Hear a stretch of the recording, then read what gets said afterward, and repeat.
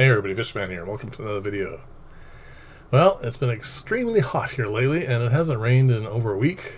But fortunately, with all the cover on the pond like this, I haven't really had that much evaporation. It's doing really quite well. And as you can see, the fish are actually really enjoying the much warmer temperatures. And the other interesting thing about this is some of the plants are beginning to regrow. So this is turning out to be a lot better than I thought it was going to be.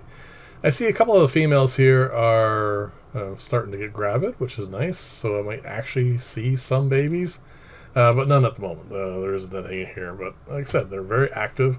And I did stick my hand in for a few moments, and it is definitely warm water, probably warmer than the fish tanks I have downstairs in the basement of the fish room, but pretty close. And anyway, as you can see, they're very happy and healthy. And funny thing is, the hornwort, you can just see to the right of the screen there, is starting to grow back. I was surprised. I thought it was all dead, but there's several sprigs of it, and it's starting to grow quite nicely.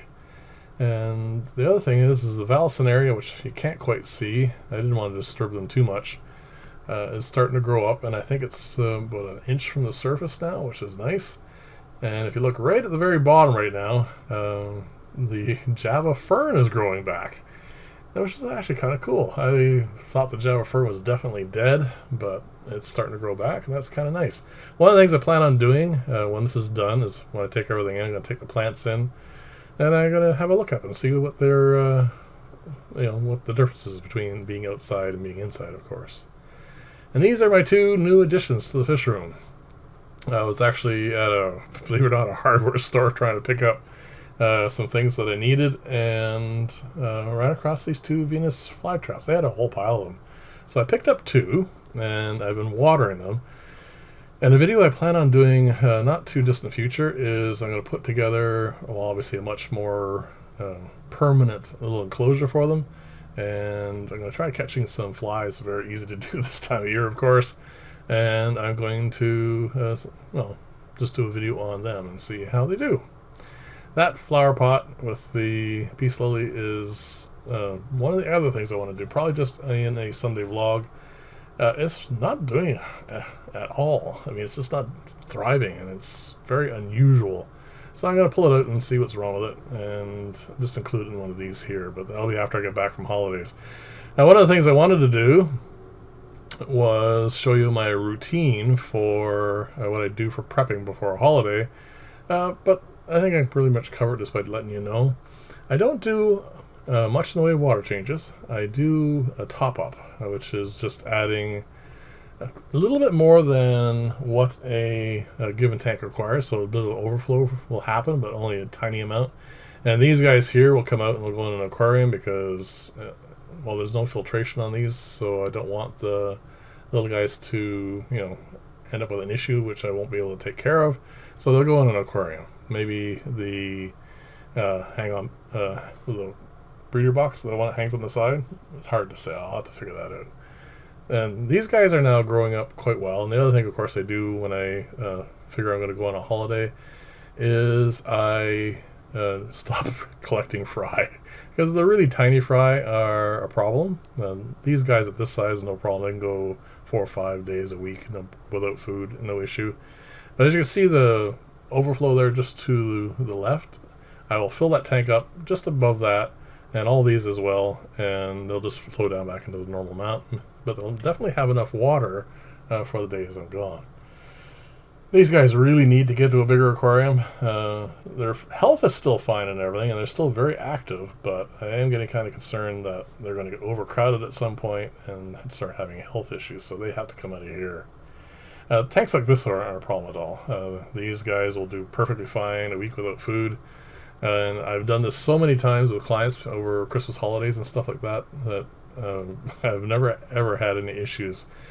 Sometimes when I've had people come in and feed, that is when I have trouble, because some people just feed way too much, and less is obviously way better than too much. It's just excess food just causes problems.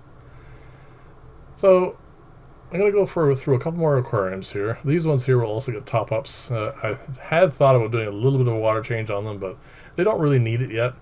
And one of the things I want to show you, it's going to be a still coming up here shortly, is the baby shrimp is almost as large as the parents now, which is kind of nice.